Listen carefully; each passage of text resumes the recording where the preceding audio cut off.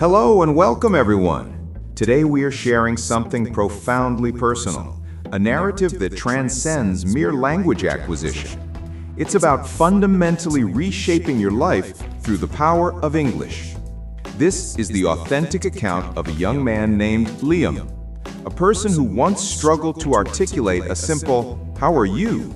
but who methodically trained his own mind piece by piece until English became his strength, his liberation, and ultimately his profession.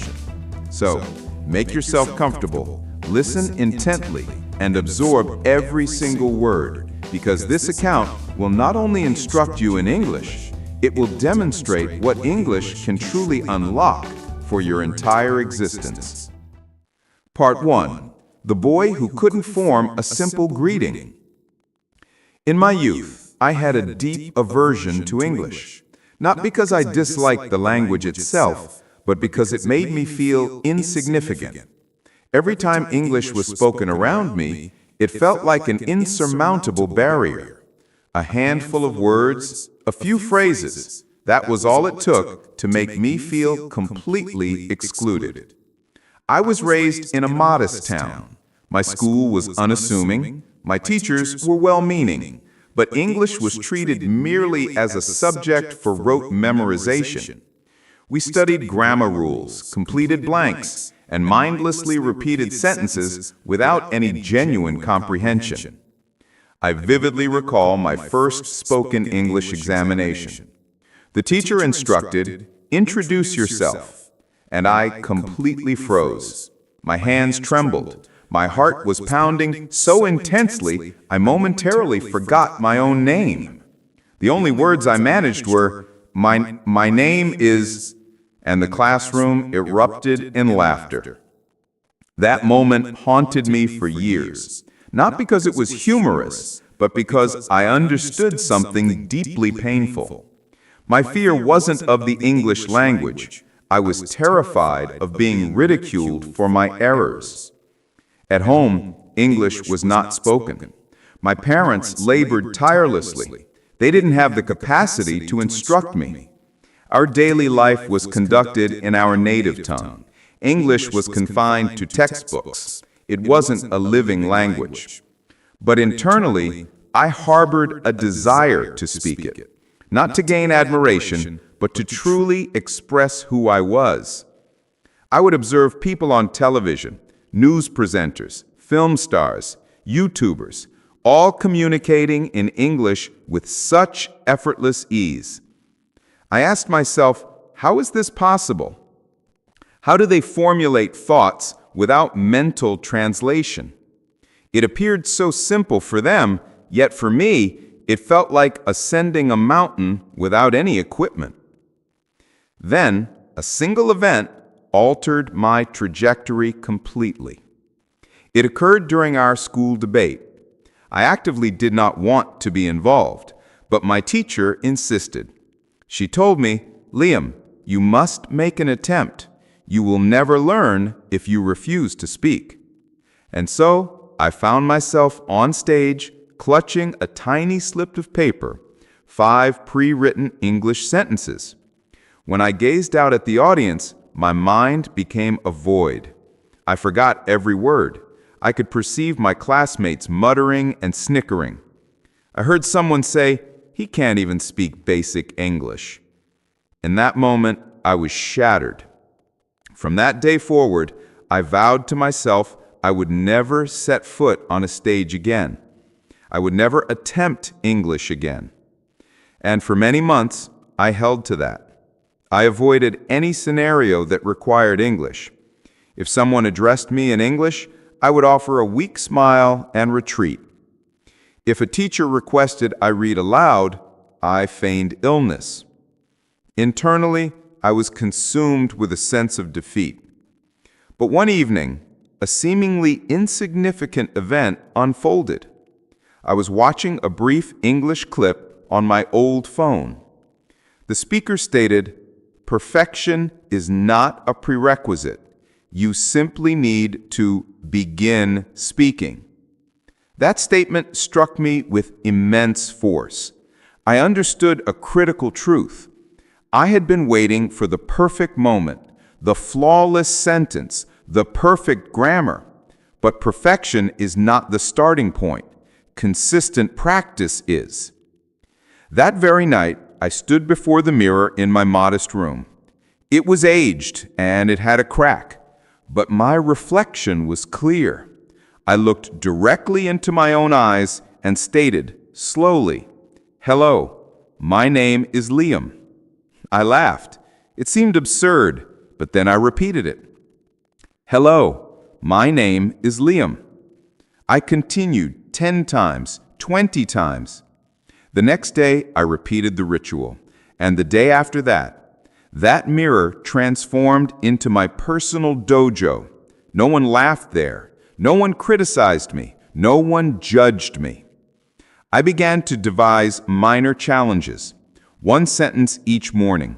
1 new word every night before bed. 1 specific topic weekly. I started mimicking lines from English films, repeating them incessantly. When I encountered something I didn't understand, I didn't halt. I would infer the meaning and continue speaking. And gradually, I began to find pleasure in the process. After several weeks, an unusual thing occurred.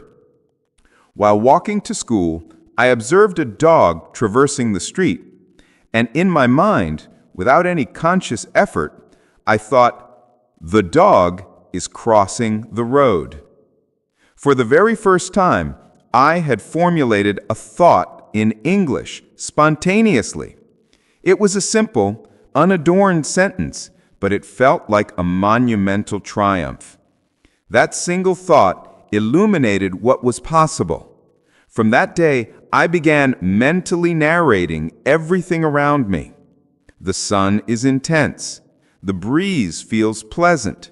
I am walking briskly. My friend is smiling. I didn't realize it at the time, but I was already engaging in training my brain, not merely my tongue. This was the true genesis of my journey.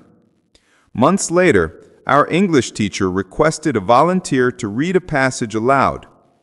Typically, I would have found an excuse, but on this day, I rose to my feet. My voice was unsteady, but I spoke. I committed errors.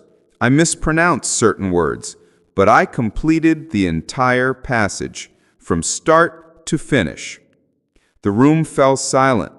Then my teacher smiled and said, "Well done, Liam. You've made significant progress." No one laughed now, because I no longer presented them with a reason to. That was the day I irrevocably decided I would never stop again. I may not achieve perfection, but I will speak with confidence, and I will condition my mind every and single day until English feels like a natural extension of myself. Reflecting back, I do not see a fortunate individual.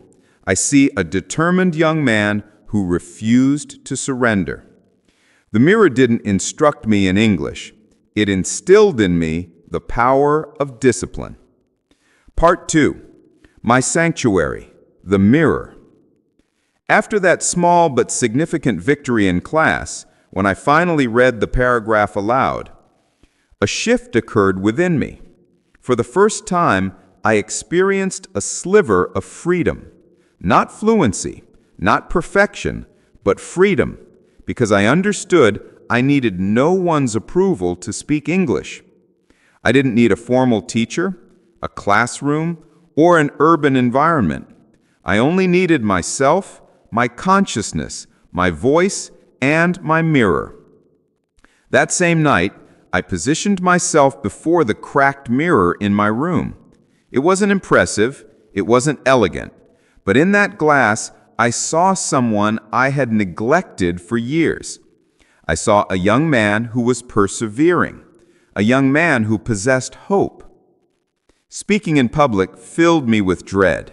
I was anxious about my accent, my sentence structure, my inevitable mistakes. But when I stood before that mirror, I could be completely authentic. If I made an error, the mirror offered no mockery. If a word escaped me, the mirror withheld judgment. If I faltered, the mirror remained patient. It became the only sanctuary where I could practice devoid of fear. And this is the foundational step for every English learner. Establish a space where you can speak without apprehension, even if it is only your reflection. I knew I wasn't proficient in English, but I held a more powerful knowledge. If I practiced daily, even minimally, improvement was inevitable. So I instituted a routine, not a complex one, but one I could adhere to every single day, without exception. This is the precise regimen I followed, and it transformed everything. Morning. 2008. Your English practice exists all around you, in your kitchen, your bathroom, your room, your attire, your feelings. Describe all of it, even the mundane, especially the mundane. Because when English becomes your medium of thought for trivial matters, it will inevitably become your medium of speech for significant ones.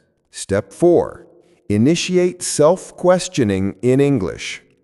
This became one of my most valued exercises. Rather than allowing my brain to remain idle, I began posing questions to myself in English throughout the day, such as, what shall I eat today? Why am I feeling fatigued? What did I learn today? What will I accomplish tomorrow? And I would answer them, aloud or mentally, in English. I will consume eggs and toast. I am tired because I slept late. I acquired 3 new words. I will maintain my practice regimen. This simulated a genuine dialogue with my own mind. It animated English, transforming it from a mere subject into a companion. One evening, I was strolling alone after dusk. The sky was starry, the air was calm. I was immersed in reflection. And then, I became aware that I had been thinking in English for the preceding 20 minutes. No strain, no translation, just seamless, natural, continuous English thought. That night, sleep was elusive, not due to anxiety, but from a profound sense of accomplishment. For the first time, I felt a sense of ownership over the English language. Crucial insights. I wish I had understood these earlier. Your mind is your most potent learning environment. If your thoughts flow in English, your speech will conform. Cease the relentless pursuit of complex vocabulary. Achieve mastery over simple words and employ them relentlessly. Make errors privately in your mind to enable courageous speech in public. Practice need not be audible. It must be unwaveringly consistent. Narrate your existence. Become the voiceover for your own life's documentary. Let your brain become the archivist of your daily experiences. That was the pivotal moment I transitioned from a passive learner to an active trainer of my own mind. I stopped waiting for external instruction. I engineered an internal universe where English was the fundamental language of my thought. And once my brain achieved fluency, my speech had no alternative but to follow. Part 4. The Fluency Dojo, a system of silent discipline. Once I successfully trained my brain to think in English, a permanent internal shift occurred. My cognitive process had switched its primary language. The translation filter was disabled. And now I felt genuinely prepared to construct true fluency. But I held one conviction clearly. Thinking in English is the foundation of fluency. But speaking fluently is the product of dedicated daily training. I recognized that if I desired authentic fluency, I needed the regimen of an athlete. My goal was not merely to learn English, but to forge English muscles. Therefore, I designed a personal system, an original concept I termed my Fluency Dojo. Just as individuals train physically, I committed to a dojo for fluency, a structured practice to train my mind for quicker thought, my mouth for clearer speech, my ears for faster comprehension, my spirit for sustained confidence, and my will for perpetual persistence. The most remarkable aspect? This required no special location. It demanded no financial investment. It needed no application or instructor.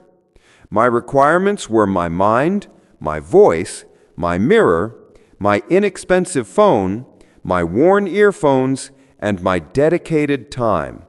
That constituted the entire toolkit.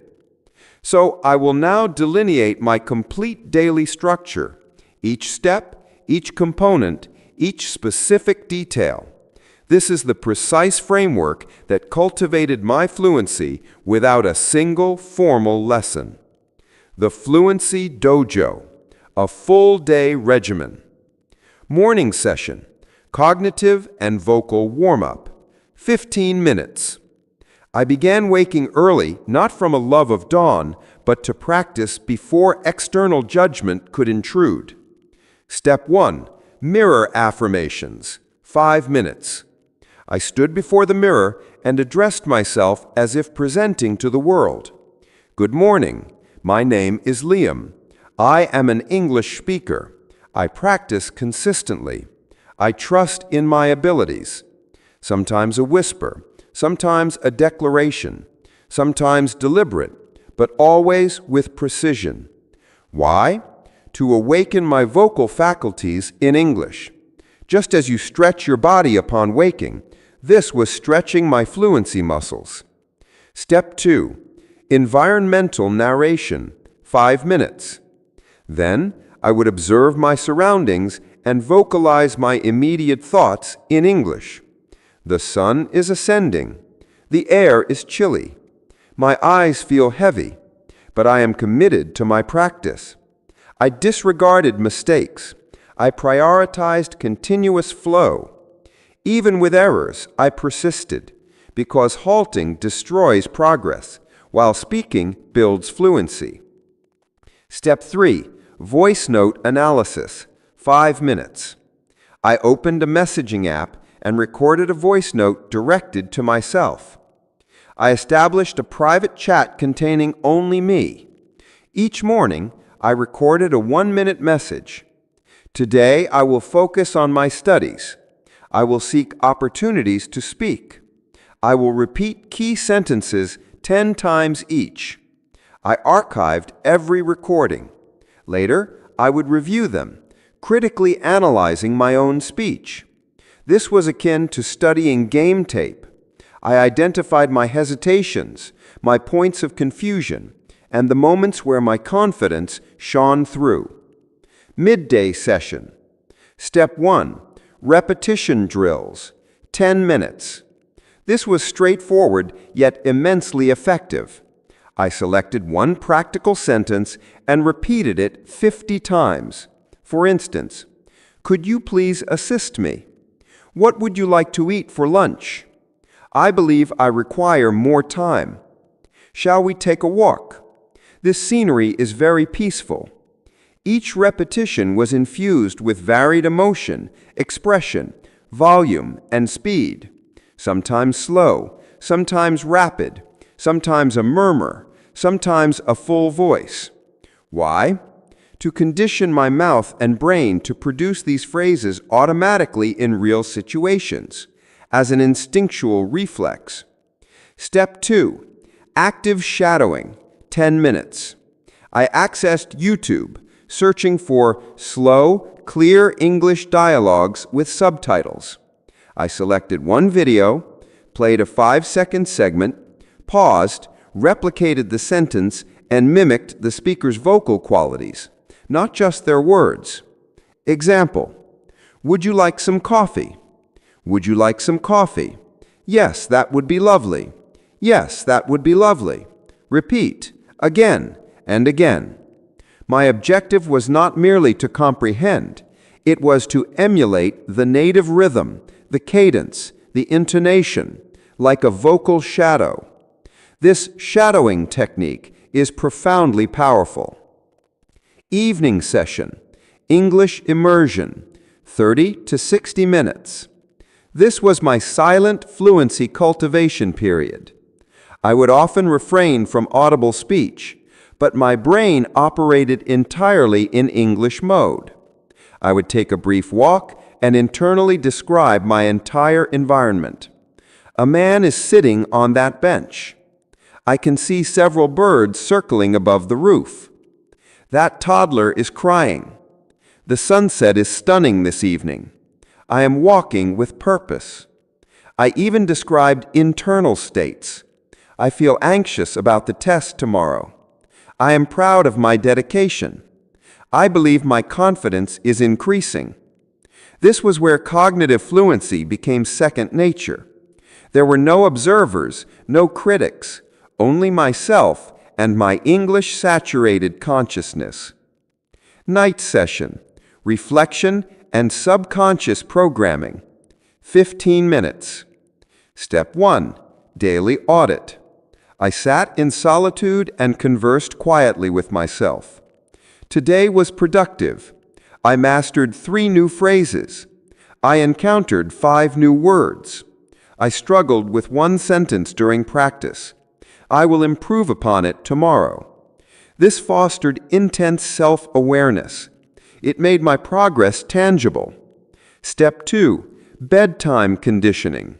Before sleep, After earning my first $5 through English, I lay awake through the night, not due to financial excitement, but because I had discovered something of substance. For years, the sound of English made me feel inferior. It evoked shame, inadequacy, and foolishness. But on that night, I experienced a novel sensation. I felt capable and valuable. You must understand, $5 is a modest sum, but for me, it was a priceless lesson. It confirmed that my relentless practice had purpose. It demonstrated that my fractured sentences had transformed into utility. It taught me that linguistic perfection was unnecessary. I only required resolve. And from that night forward, I established a new life directive. I will construct my future using English as a cornerstone. Regardless of the duration, regardless of skepticism, regardless of difficulty, because I now possessed irrefutable proof. And once you secure that proof, your self-doubt can never fully control you again. I began applying for more assignments on freelance platforms. Writing, transcription, product summaries, proofreading, audio recording. Initial attempts often met with failure. Some clients were unresponsive, some dismissed me due to my non-native status, but I persisted. I drafted proposals daily, and each proposal was composed in the most competent English I could command. I discovered a job posting seeking a person to summarize podcast episodes in English. I applied. I did not claim fluency. I did not proclaim superiority. I simply stated, I have been diligently practicing English for many months. I may not be perfect, but I am unwavering in my commitment. Grant me one opportunity, and I will dedicate my complete effort. 2 hours later, the client responded, complete a trial task. I will pay $10 for one summary. I worked for 3 intensive hours, listening to the podcast repeatedly, transcribing meticulously, proofreading 5 times, and finally submitting. His reply was concise. Impressive work. I am offering you a going position. Just like that, I secured my first steady job, earning $250 per month. I remember the initial video call with that client. I was nervous. I wore my best clothing. I had no professional microphone, no office background, only myself, a notepad, and a silent room. He joined the call. I began, "Hello, sir. Thank you for this chance. I have prepared some notes." He smiled and said, "You speak with notable confidence." Internally, I was trembling. Yet I communicated sentence by sentence, measured, clear, authentic. No forced accent, no obscure vocabulary, just genuine, functional English. In that meeting, I sustained an English conversation for 23 minutes, and the compensation exceeded what my father earned from 3 days of physical toil. When the call ended, I stood before my original mirror, and I said, "We accomplished this." Weeks later, I encountered an old schoolmate in the market, one who had previously mocked my English. He said, "I saw your profile online. Are you genuinely working with international clients?" I smiled. He continued, "But you used to struggle with a simple greeting." I told him the reality. I practiced daily while you consumed social media. I conversed with a mirror while you socialized. I spoke to myself until my mind had no option but to adopt English. He was silent after that, because the truth was self-evident. One quiet night, during a solitary walk, the air was cool, the neighborhood was still. A profound realization brought moisture to my eyes. I had not simply learned a language, I had mastered discipline. I had cultivated self-worth. I had learned the process of reshaping my life one sentence at a time. Because fluency is not primarily about grammatical rules. It is about the daily exercise of courage. Today, I am a full-time remote professional. My income surpasses that of any prior generation in my family. I engage with international clients daily. I compose professional correspondence in English. I conduct video conferences in English. I author scripts, articles, and business material in English. And the pivotal fact? I never entered an English language school. I never enrolled in a paid course. I never hired a personal tutor. My resources were my mirror, my voice, my phone, and my absolute refusal to surrender. Before English, I was reclusive. Now I facilitate meetings. Before English, I felt shame when speaking. Now I converse confidently with people across the globe. Before English, I feared stating my own name. Now I guide others on how to introduce themselves effectively. Before English, I possessed aspirations. Now I execute a detailed plan. If you're hearing my story and facing your own struggles with English, please internalize this truth. You do not require perfect grammar. You do not need to memorize advanced vocabulary. You do not need to emulate a native speaker's accent. What you truly need is 15 minutes of daily dialogue with your reflection, 5 minutes of focused vocal repetition, a brain that habitually thinks in English, a spirit that perseveres even in the face of universal skepticism. This was my path. And let me be clear, I am not extraordinary. I am not from privilege. I never resided in a metropolitan center. I never had access to expensive resources or high-speed internet. What I possessed was an internal fire. A fire to transform my existence. A fire to speak without trepidation. A fire to demonstrate to myself that I am inherently equal to anyone. English is not just a linguistic system. It is an instrument of change. If you hone it daily, it will cut a path through limitation. It will dismantle self-doubt. It will sever the chains that constrain you. But this only happens if you are prepared to endure the discomfort, to practice relentlessly, to sound imperfect, to fail, and yet to continue speaking. Because this is the path to fluency. This is how I rewrote my narrative, and this is how you can too. I will persist. I will speak despite my errors. I will train my mind. I will practice daily. I will transform my life through English because I am worthy of that transformation. Today, I earn a substantial income monthly, entirely through my command of English, from my own room, using my phone and my dedicated voice. If I could achieve this, your potential is limitless. This is not merely an inspirational account. This is a practical blueprint. This is demonstrable reality. Now the responsibility passes to you. If this story has resonated with you, do not simply appreciate it, embody it. And if you desire more transformative content that enhances both your English and your life's possibilities, subscribe to Speak Up Learning English podcasts now, because your voice is not just a sound, it's your instrument for change. Use it.